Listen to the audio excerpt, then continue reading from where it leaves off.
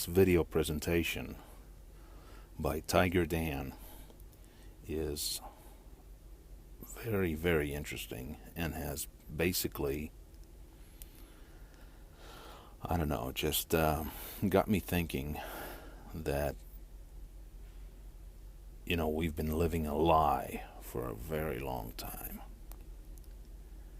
One of the many lies, anyways. I hope you enjoy. In this video, there's a minimum of 75 Bible verses with prophecies and Bible codes that prove a flat geostationary Earth. I've grouped most of these verses into groups of 3, so I'm going to be counting down from 25 to 1. It'll make sense to you in a minute. And I've saved the best 2 for last. So let's start with some easy ones. Number 25, corners. Isaiah 11 verse 12. 4 corners of the earth. Revelation 7 verse 1, 4 corners of the earth. Revelation 20 verse 8, the 4 corners of the earth. You can't have corners on a sphere. That's because the earth is not a sphere. It's flat. Number 24, still earth. 1 Chronicles 16 verse 30, the world also shall be stable, that it be not moved. Psalm 96 verse 10, the world also shall be established, that it shall not be moved.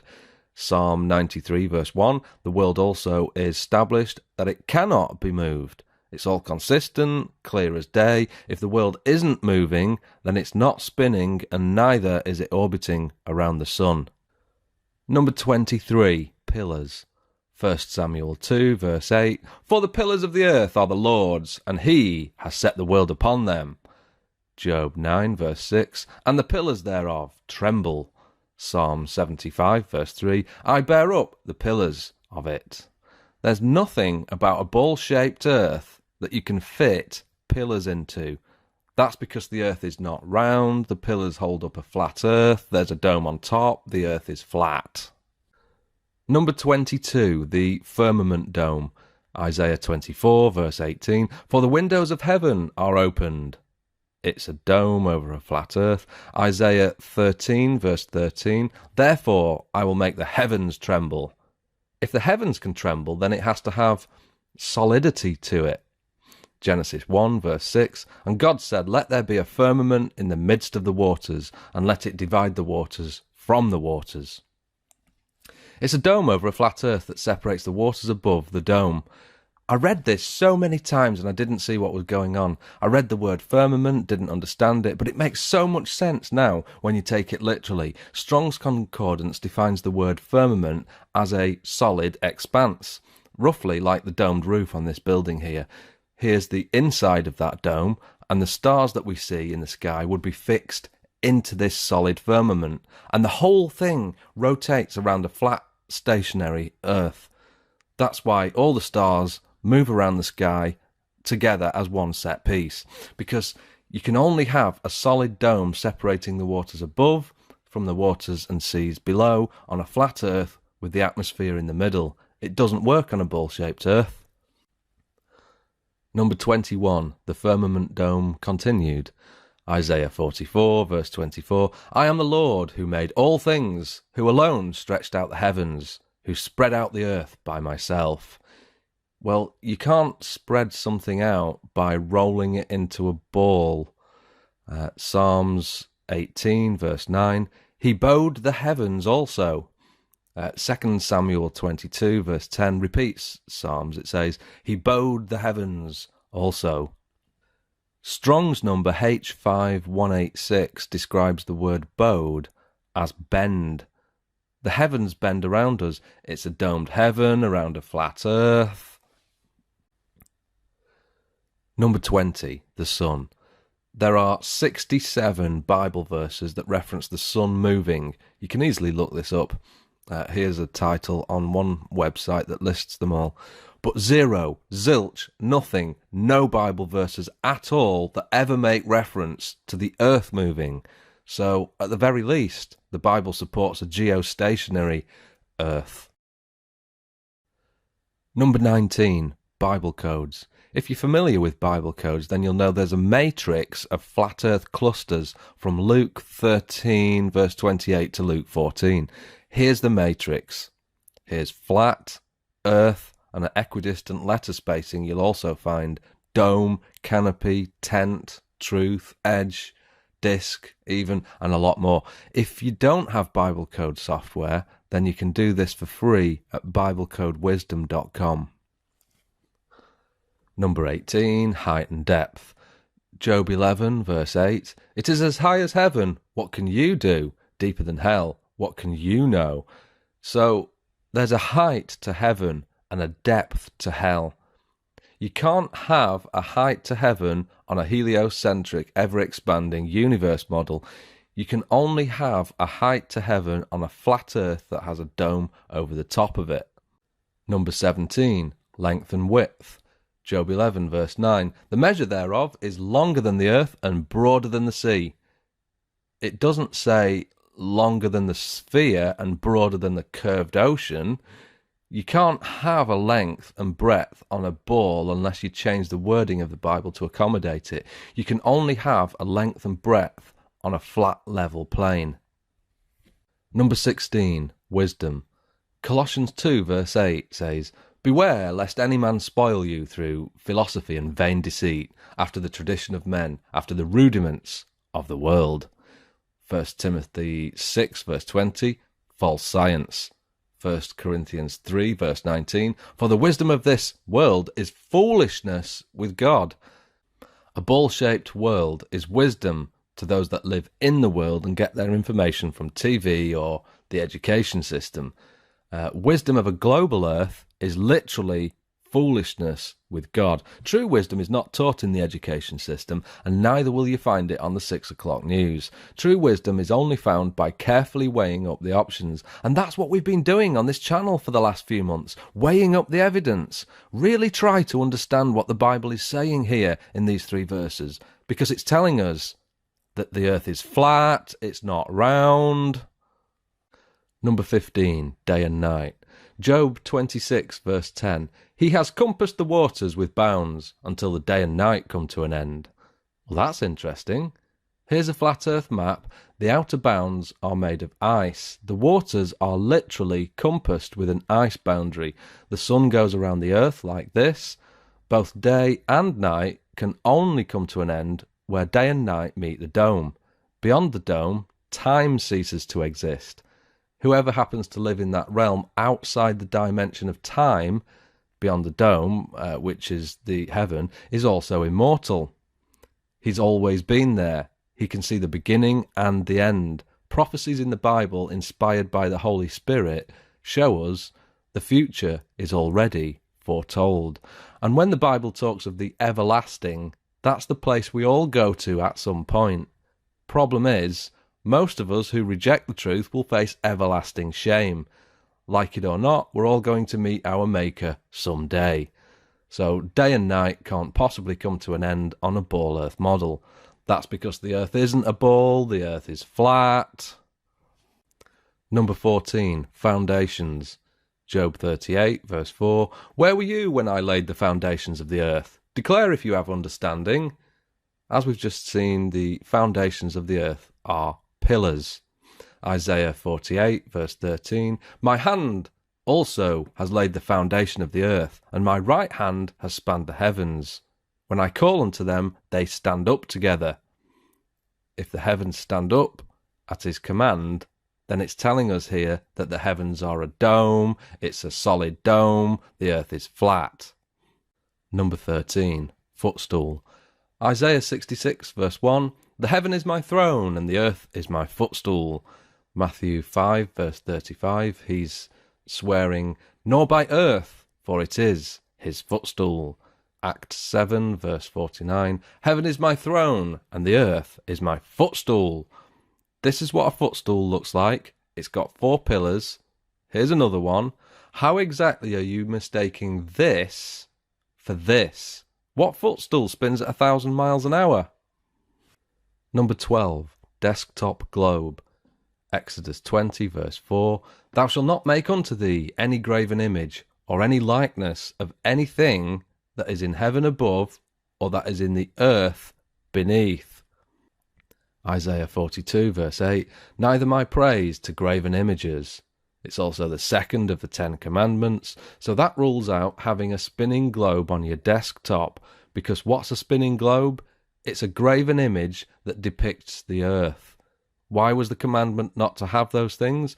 Because it indoctrinates without even speaking. The earth isn't a globe, it's flat. Number 11, the stars. Matthew 24 verse 29, the stars shall fall from heaven.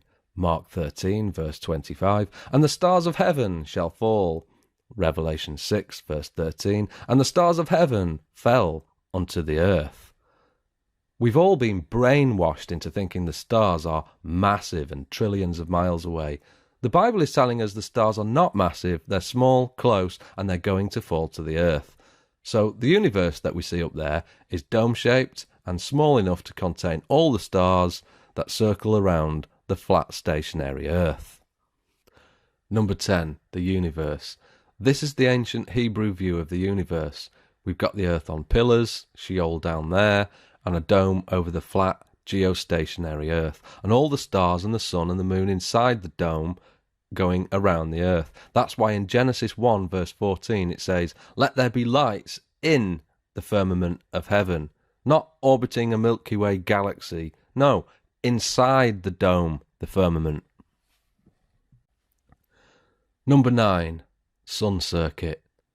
Psalm 96 verse 10, the world also shall be established, that it shall not be moved. King James Version. Equally, that verse could support a ball-shaped earth, but it eliminates the possibility of the earth going around the sun. Bear that in mind for a moment. Psalm 19 verse 6, talking about the sun, his going forth is from the end of heaven, and his circuit until the ends of it, and there is nothing hid from the heat thereof. If the sun has a circuit, then the sun is not the centre of the solar system as we've been told. Critics will say, yes, but the sun is on a circuit. It circles the centre of our Milky Way galaxy. Well, if the earth is established that it cannot be moved, but the sun goes around the Milky Way, then the sun would fly off away from the earth and we'd never see the sun again. So when the Bible talks of the sun having a circuit, it's talking about the sun circuiting around a flat earth. Number 8, circle of the earth. So those who loosely read the Bible point to Isaiah 40 verse 22, which says, it is he that sitteth upon the circle of the earth. And they use that verse to support a round earth. But there is a difference between a sphere and a circle.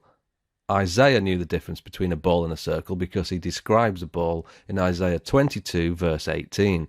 So why did Isaiah not use the same word for ball when describing the earth in chapter 40? That's because the earth is not a ball, it's a flat disc shape with a dome on top and pillars underneath. Number 7, grasshoppers. Psalm 33 verse 14, from the place of his habitation he looks upon the inhabitants of the earth. You can't do that on a 13.8 billion light year across the universe. It's a dome.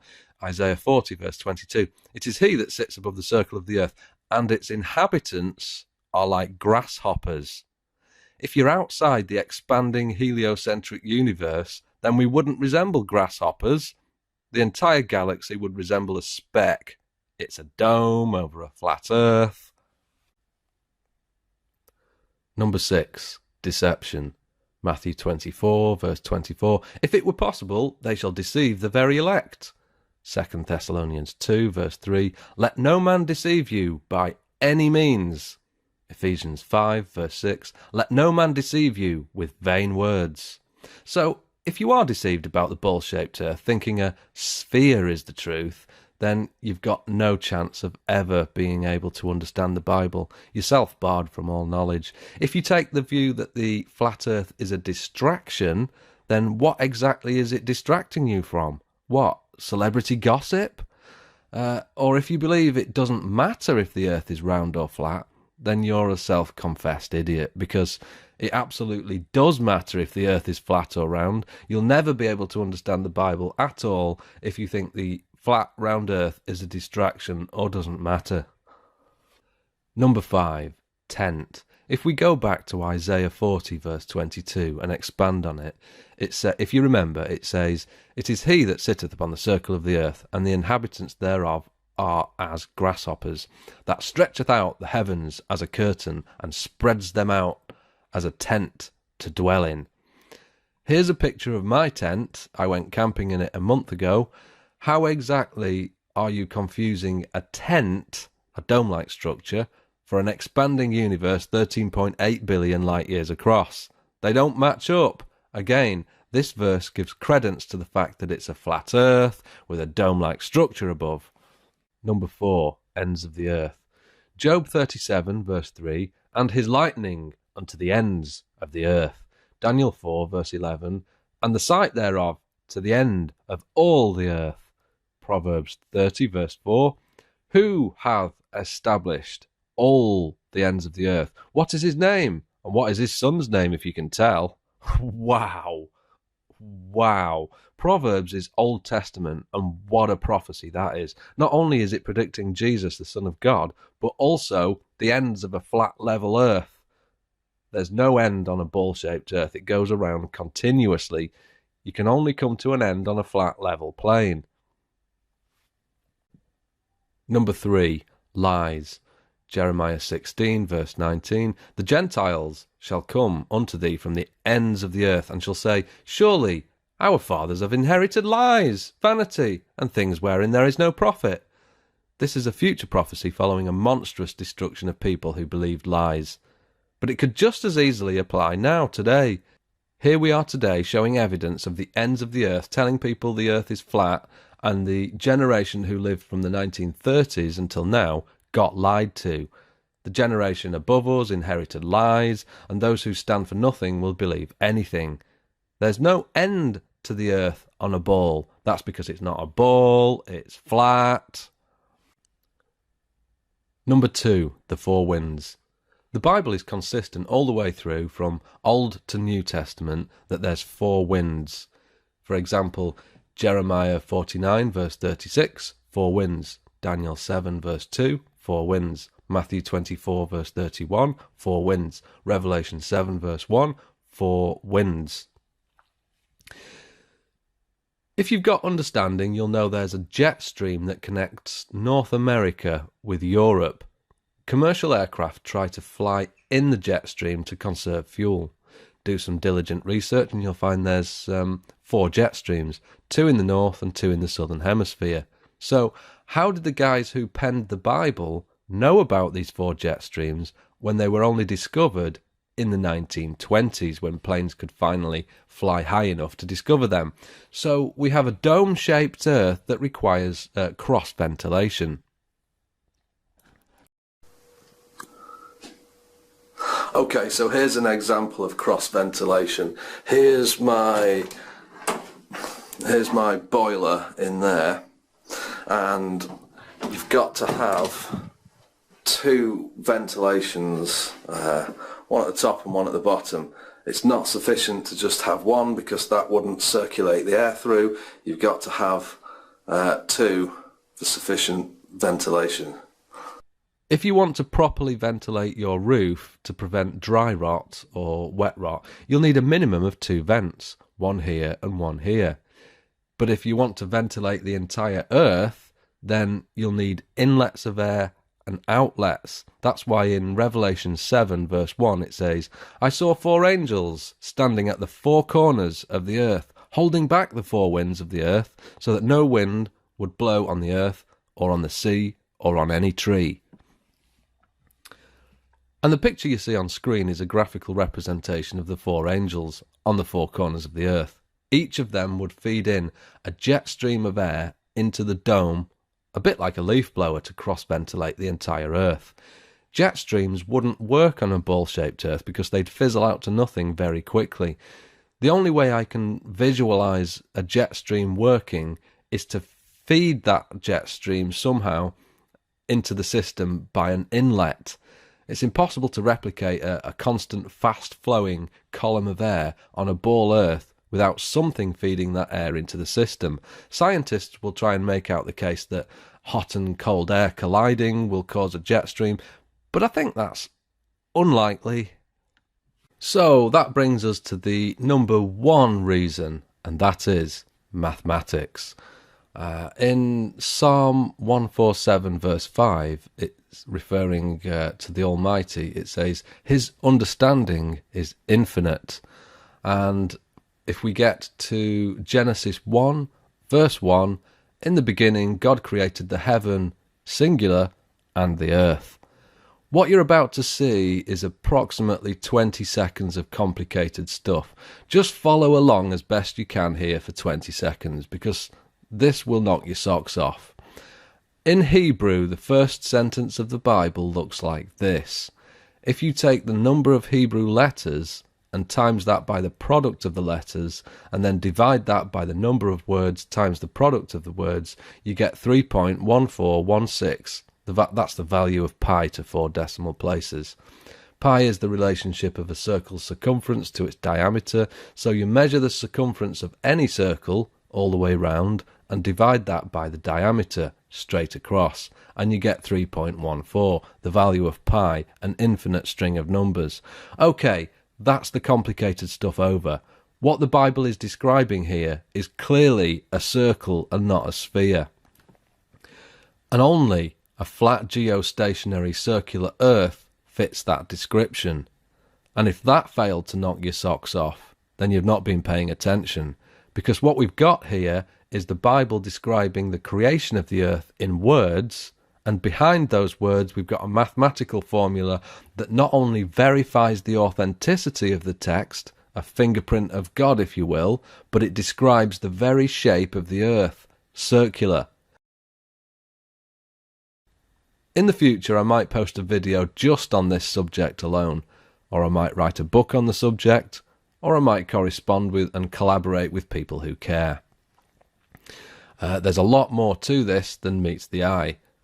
And finally, Luke 18 verse 17, For nothing is hid that shall not be made manifest, nor anything secret that shall not be known and come to light.